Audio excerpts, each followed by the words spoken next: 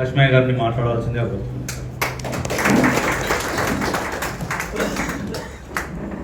అందరికీ నమస్కారం. ఈ కార్యక్రమాన్ని నిర్వహిస్తున్న నిర్వాహకులకి ముఖ్యంగా అభినందనలు, కృతజ్ఞతలు. ఈ కార్యక్రమంలో వచ్చిన మీ అందరికీ అభినందనలు. ఈ స్టడీ సెంటర్లో చదువుకోవాలని ఆశిస్తున్న యువతి యువకులందరికీ శుభాకాంక్షలు.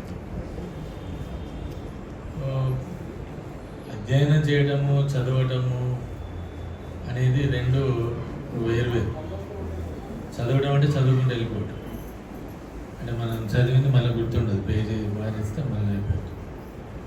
అంటే కాంపిటేటివ్ ఎగ్జామ్స్కు కానీ లేకుంటే ఇంకో దానికి ప్రిపేర్ అయ్యే వాళ్ళము, లేకుంటే ఒక విషయంపై తెలుసుకోవాలనుకుంటున్న వాళ్ళము అధ్యయనం చేయాలి. అధ్యయనానికి చదువుకి చాలా తేడా. చదువుకు చాలాసార్లు ప్రయోజనం ఉండదు.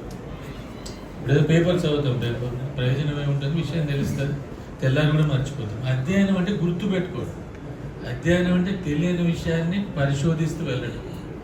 అధ్యయనం అంటే మనం ఒక విషయాన్ని అర్థం చేసుకోవడానికి ప్రయత్నం చేస్తున్నప్పుడు అనేక విషయాలు అడ్డం వస్తుంటాయి, దాన్ని మనం తోసుకుంటూ వెళ్ళిపోవాలి.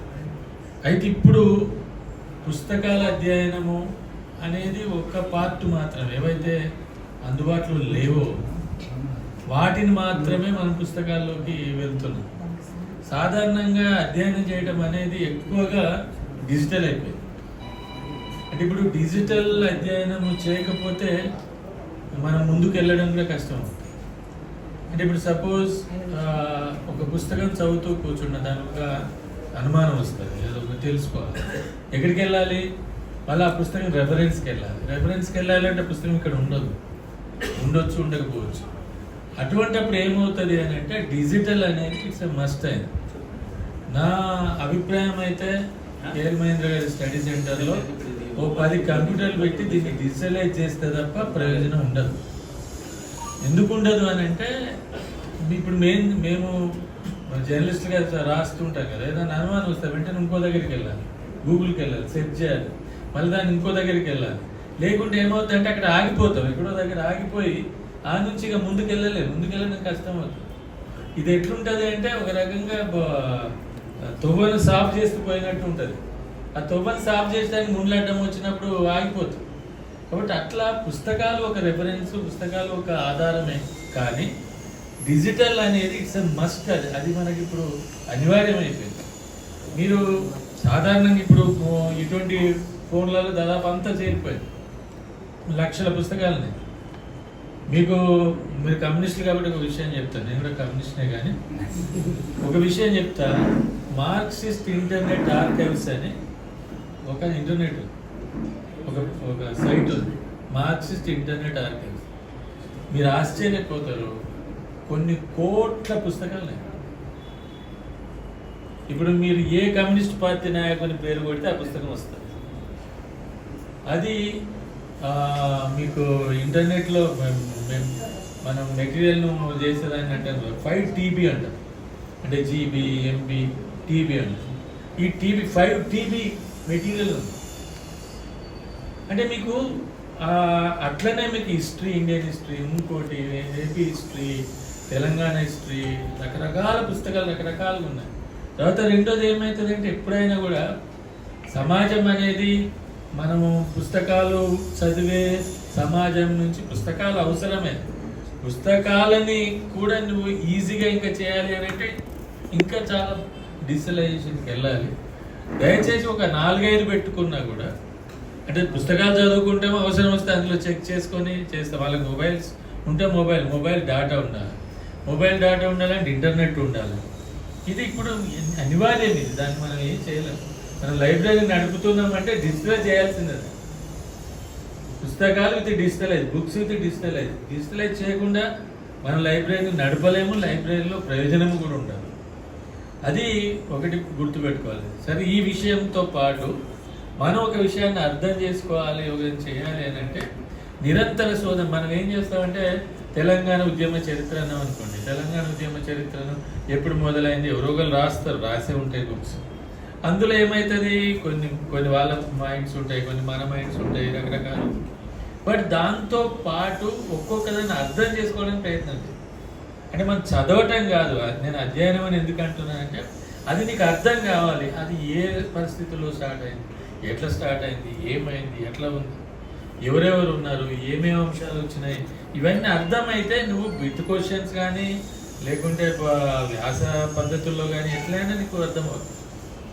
కాబట్టి స్టూడెంట్స్ యూత్ అర్థం చేసుకోవాల్సింది ఆ విషయం పట్ల ఒక సమగ్రమైన బ్యాక్గ్రౌండ్ ఇన్ఫర్మేషన్ కూడా చదువుకోవాలి. అంటే ఒక పుస్తకం కాదు, 10 పుస్తకాలు చదవాలి. ఒకటి అర్థం అంటే 10 పుస్తకాలు చదవాలి. 10 పుస్తకాలు చదవాలి అని అంటే దానికి ఆ పరిశోధన అనేది ప్రతిదాని నుంచి ముందుకు వెళ్తూ పోవాలి. నేను ఒకసారి ఇట్లనే ఏదో ఇండియన్ ఎకనామీ చదువుతూ ఉంటే first book Dadabhai Naoroji, first Indian economist. Dadabhai Naoroji పేరు వినే ఉంటారు మీరు. ఆయన first parliament member in the Commons, British government. ఆయన పావర్టీ ఆఫ్ ఇండియా అని బుక్ రాశారు. ఆ తర్వాత మీకు రజనీ పామ్దత్ ఇండియా టుడే అని రాశాడు. ఆ తర్వాత తర్విల్ నాగిరెడ్డి గారు తాకట్లో భారతదేశం అని రాశారు. అంటే ఇప్పుడు ఆ పద్ధతులు అంత రాస్తున్న ఎకనామిక్స్లో ఎవరు కనబడట్లేదు, అంత నిరంతర అధ్యయనం చేసి రాస్తున్న వాళ్ళు ఎవరు లేరు. కాబట్టి ఈ ఇండియన్ ఎకానమీ అర్థం కావాలి అని అంటే దాదాబాయి నవరోజ్ దగ్గరికి వెళ్ళాలి. అంబేద్కర్ గారు కూడా బ్రిటిష్ వాళ్ళ ఆర్థిక దోపిడీ గురించి రాసింది, ఇది ఎవరికి తెలియదు. ఆయన ఫస్ట్ పిహెచ్డే అది Indian rupee problem with the Britain. అంటే ఎట్లా ఎన్ని పన్నులు వేశారు, ఎటువంటి పన్నులు వేశారు, ఎట్లా వాళ్ళు వ్యాపారం చేశారు, అంటే ఇవన్నీ మనకు అర్థమైతే ఇప్పుడున్న ఎకానమీ మనకు అర్థమవుతుంది. ఇవాళ అదాని గురించి ఏదో వచ్చింది, అదాని గురించి అర్థం కావాలంటే బ్రిటిష్ వాడు అర్థం కావాలి. బ్రిటిష్ వాడు అర్థమైతే అప్పటి నుంచి ఇప్పటి వరకు ఏమేమి జరిగిందో అదాని అర్థమవుతాడు, మోదీ అర్థమవుతాడు, మళ్ళీ పి లక్ష్మణ్ అర్థమవుతాడు, ఎవడు దొంగతనం చేస్తే వాడు అర్థమవుతాడు. కాబట్టి అట్లా ఈ రకమైన విషయాలన్నిటిని అర్థం చేసుకోవడానికి ప్రయత్నం చేయడం. ఇంకొక అంశం మనం ఇక్కడ చేయాల్సింది, ఒక 50 మంది 60 మంది ఉంటే అప్పుడప్పుడు ఎక్స్పర్ట్స్ని పిలిచి లెక్చర్ లాగా ఏం పెట్టదు, జస్ట్ వాళ్ళకి ఏం ప్రశ్న ఉన్నాయి అవి మాత్రమే అడగాలి. ఇప్పుడు మనకేం తెలిసి అది చెప్పిపోతూ ఉపయోగం లేదు. వాళ్ళ ప్రశ్నలు వాళ్ళ దగ్గరే ఉంటాయి, మన జ్ఞానం మన దగ్గర ఉంటుంది. ఇంతకుముందు బోస్ గారు అంటే చెప్పారు, ఎప్పుడైనా ఇంటరాక్షన్ కోసం పిలవండి. ఇంటరాక్షన్ కోసం పిలిస్తే వాళ్ళకి ఏ సమస్యలు ఉన్నాయి, ఎందులో ఉన్నాయి, మాకేం తెలిసినాయి నేను చెప్పి ఏమన్నా గైడ్ చేయడానికి వీలవుతుంది.